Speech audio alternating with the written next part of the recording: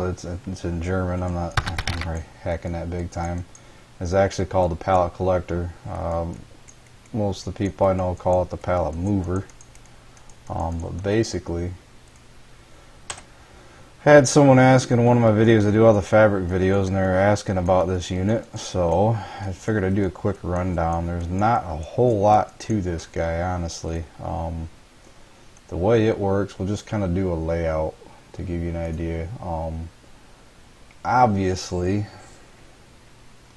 let's scroll this up. You have all your indexes, and I never really mess with it. It's usually kind of a grab and go, but you have your on create,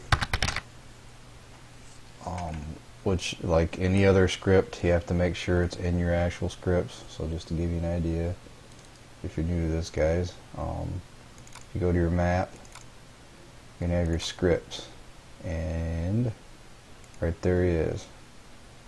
Then you have to make sure that you have in your mod script, your extra source files. So we're running the fabric script, additional map types, and so on.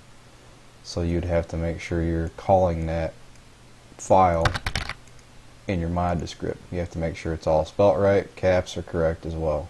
So scripts and PalettenSammler. Not even going to try to pronounce it anymore. So basically, we'll do a quick rundown here. Let's get rid of this guy.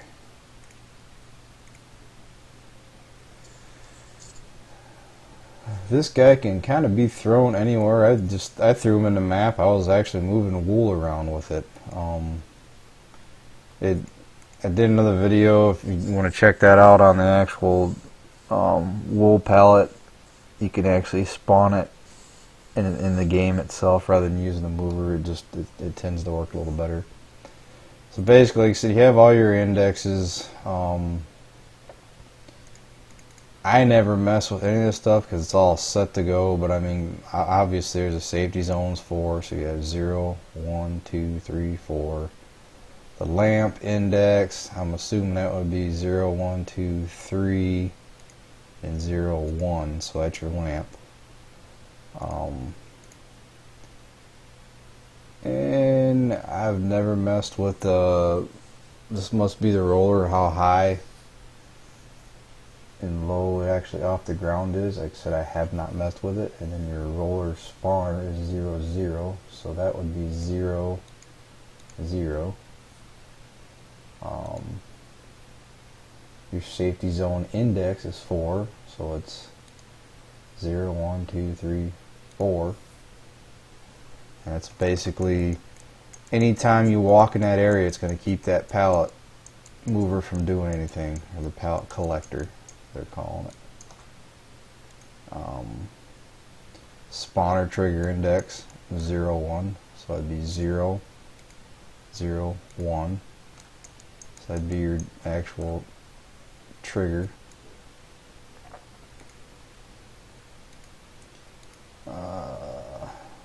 Then here's your trigger index. That'd be 0, 1, 2. Once again, that is basically covering your whole mover itself as well. If you change these sizes, and I'll show you how that kind of works, you want to make sure you change these triggers as well. Factory, I haven't messed with the ticker up top. I don't know if you guys remember on FS15 there was a little ticker that would pop up and say, hey, such and such factory's full. That's what that's all about, I'm assuming. And then there's, once again, your on create. Don't believe there's any other indexes inside these other guys. So here's where it gets a little interesting. GTX Andy actually helped me out on FS15 understanding how these movers work. But hey there, Memlar, how's it going, bud? So what I want to do, let's grab this guy, let's cut him and paste, that way I don't keep bouncing off the map. We'll just take him over here, make sure I don't save this map. I'm just going to hit Control B there and actually place it. There we go. So the way, the most that you'll really mess with this, I talked about the safety zones and then the main plate, how this main plate works.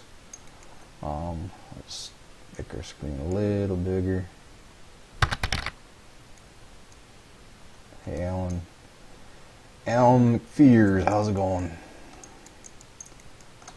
Okay. So what you have is your main plate here.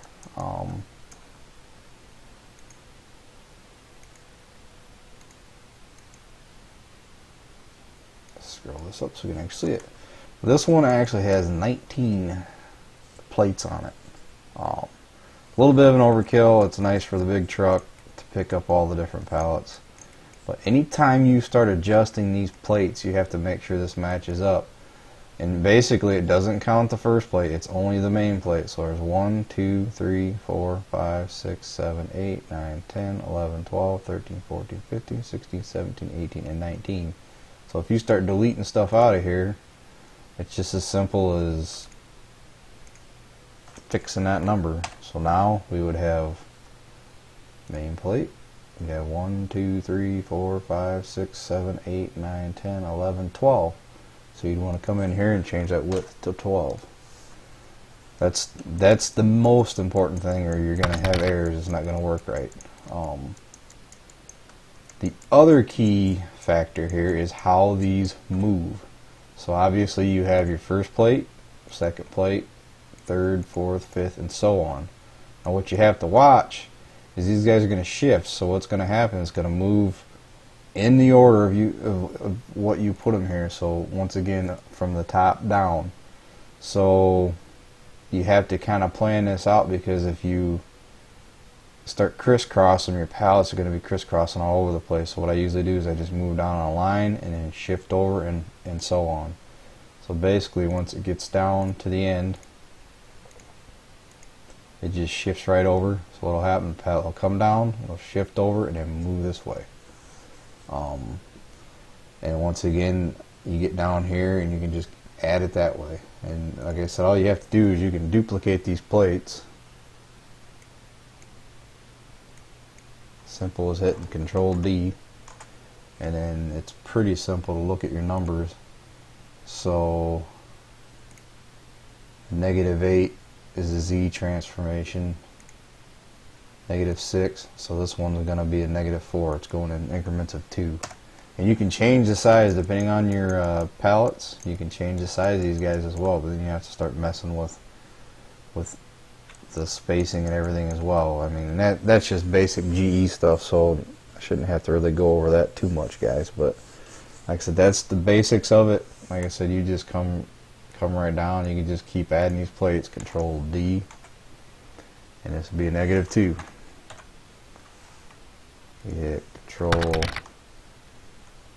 D, and I wouldn't come back at that main plate. What I would do is I would come this way. So Control Z, this one's going to be a 5. You hit Control D, you're going to go -4. Control D, -6. Control D, -8. You guys get the point. I think it's pretty simple to figure out. And you just want to make sure, once again, they line up. So as you go down, you're going towards that end. You're going to shift to the left and come back, like so. And like I said, to give you an idea how this guy is going to work, we're going to go ahead and close out here. I don't want to save that map. Let's bring up the mess of a map I have here.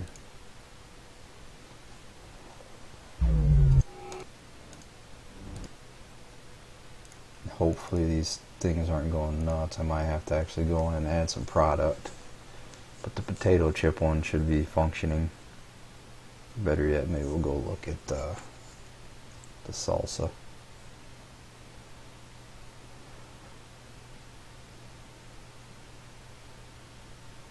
Once it loads.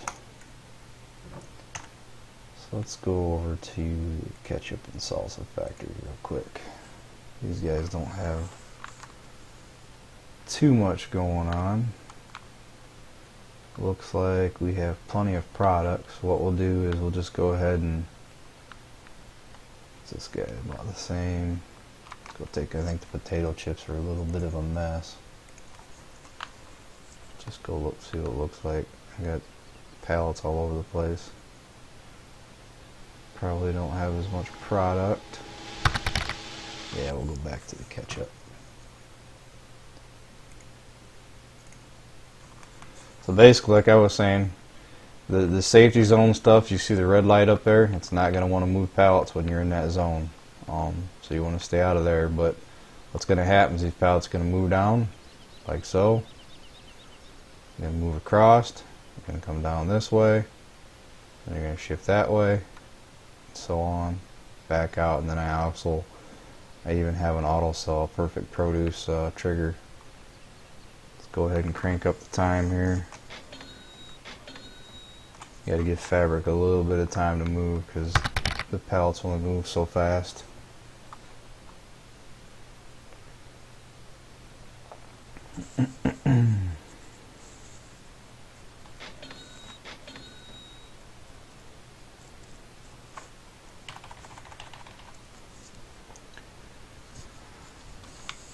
It'll take a little bit of time. Let's go ahead and get into the daylight so we can see what's going on here. There we go.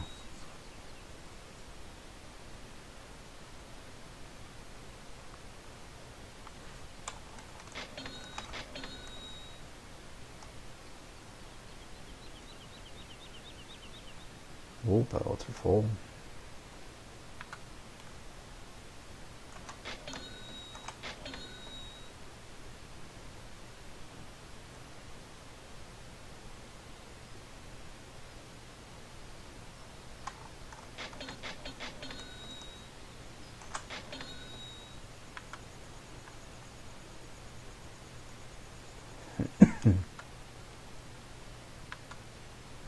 We got a couple more slots here.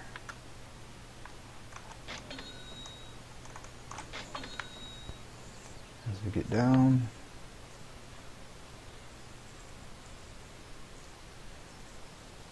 gonna hit the end, and then the next one will just slide right over.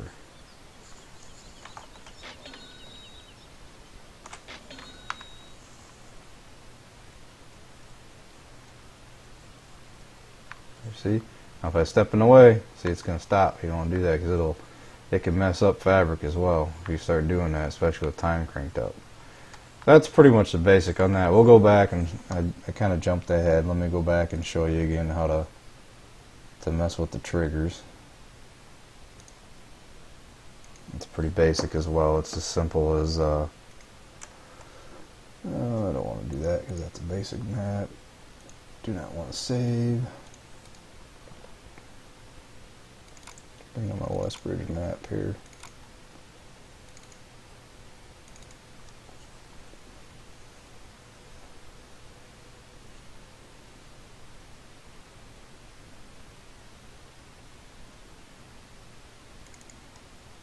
Alright, let's go map, locations,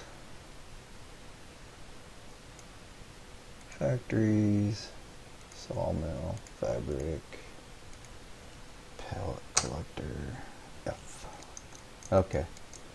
So once again, let's go back to these triggers. I'll show you. If you start changing these sizes, that's a bad one to go with. It's kind of conglomerated there. Go to that main plate. So say we want to start deleting these plates.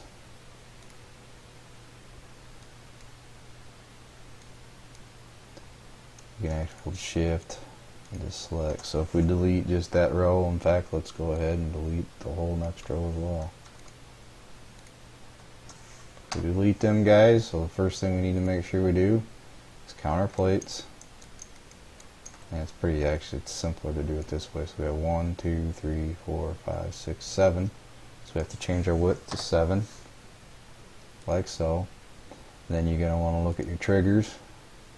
So you're going to want to take this guy, and you're going to want to shrink him down. Oops. Because you don't want to have all that excess trigger sticking out. Let's go 1.5. Should be pretty close.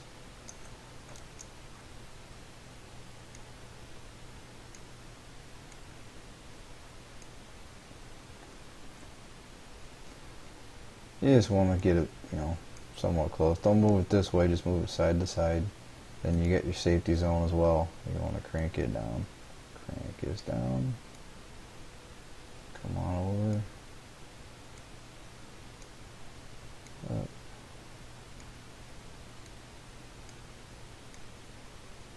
just like so. And that's pretty much it. This guy here you can move wherever. You could probably actually delete him if you wanted to. There is an index, so you gotta watch when you start doing that. There's an index for that light. Remember, we go back here. There's your lamp index. So you start moving stuff, you can start causing some issues. Like I said, I'm going to post this on YouTube. If anyone's watching on YouTube, make sure to ask me any questions if I'm not going over enough. Like I said, this is a very, very basic script. Like I said, just basically counting your plates and getting your triggers the right width.